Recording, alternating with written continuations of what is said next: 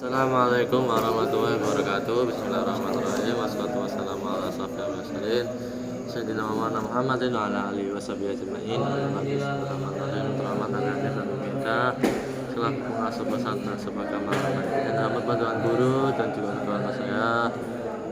Dan jadi di sini saya akan mempresentasikan seputar surah Al-Mutaffifin. Jadi saya tidak akan menjelaskan langsung, saya akan membagi perpenggalan ayat ya, beberapa ayat. Jadi yang pertama itu ada ayat 6. Sebelum itu Al-Mutaffifin adalah surat yang ke-83 dari segi penulisan Al-Quran, dari segi penulisan mushaf. Nah, Al-Mutaffifin ini termasuk golongan Makkiyah ya, yang diturunkan sebelum Nabi berhijrah dari Mekah. Nah, Al-Mutaffifin terdapat 36 ayat. Nah, dari 36 ayat ini saya akan membagi penggalan beberapa ayat karena ini temanya itu berbeda-beda dalamnya. Tapi artinya itu adalah kecurangan, orang-orang curang. Nah, di ayat yang pertama itu sampai ayat yang ke-6 Al-Mutaffifin ini menjelaskan tentang bahwa celakalah bagi orang-orang yang curang ya. Nah, itu sudah dijelaskan.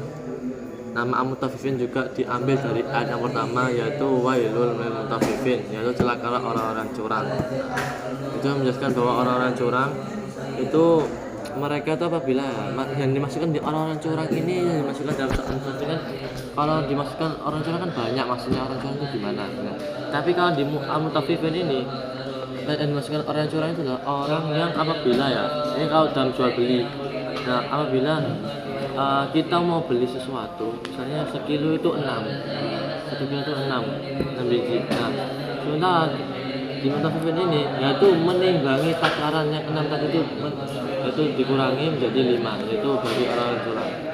Nah, karena sudah disebutkan dalam ayat yang ketiga, yaitu wa idza kaluhum aw wazanuhum yusirun, dan apabila mereka menakar atau menimbang mereka mengurangi. Nah, maksudnya itu kalau ini dibahas dalam jual beli. Nah, lalu di Al-Mutaffifin beberapa penggalan yang lainnya, yaitu dari ayat 7 sampai ayat 17 itu menceritakan bahwa catatan bagi orang-orang yang jelek amalnya, yaitu di dalam kitab Sijin. Kitab Sijin ini adalah kitab yang khusus bagi orang-orang yang jelek amalannya. Nah, karena sudah dijelaskan dalam Al-Quran, yaitu Mama Doraka Masijin. Apa dan tahukah kamu apa itu Sijin? Nah, Sijin adalah kala inna kita balfujar alafi Sijin. Sekali-kali sungguhnya catatan Sijin adalah catatan bagi orang-orang durhaka. Nah, Sijin adalah kitab hukum. Ya, itu adalah catatan yang tertulis sudah lama. Nah, bagi orang-orang yang curang tadi, orang-orang yang zalim, orang yang dusta akan dicatat di kitab Sijin itu tadi, dimasukkan dalam demikian, sehingga pada saat mereka saat dikumpulkan menerima masing-masing kitab Sijin atau kitab Ilyin. Nah, kalau di bab selanjutnya, di beberapa penggalan selanjutnya itu dari ayat 18 sampai 28 itu menjelaskan bahwa Mutaffifin menjelaskan bahwa kitab Ilyin ya, catatan bagi orang-orang yang baik, keadaan orang-orang yang berbakti pada hari kiamat. Nah, itu mereka itu dicatat di kitab Ilyin. Nah, kalau kitab yang bagi orang durhaka itu adalah kitab Sijin. Sementara kalau bagi orang yang berbakti kepada Allah pada hari kiamat nanti, dia akan mendapatkan kitab Ilyin. Dan kitab ini adalah kala inna kitab abrara lafi illiyin. Nah, kitab ini adalah sekali-kali sungguh catatan bagi orang-orang bakti itu tersimpan dalam illiyin. Nah, kitab ini catatannya hanya orang-orang berbuat baik saja, tidak ada. Nah, ketika mereka mendapatkan illiyin, mereka tuh bisa mendapatkan apa yang disenangi, sehingga khamar tuh bisa dihalalkan.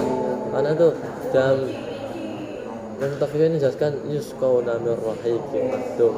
Nah, mereka itu diberi minum khamar murni yang masih disegel, yang masih bagus. Nah, jadi yang awalnya di dunia itu haram, tapi kalau di sana sudah halal.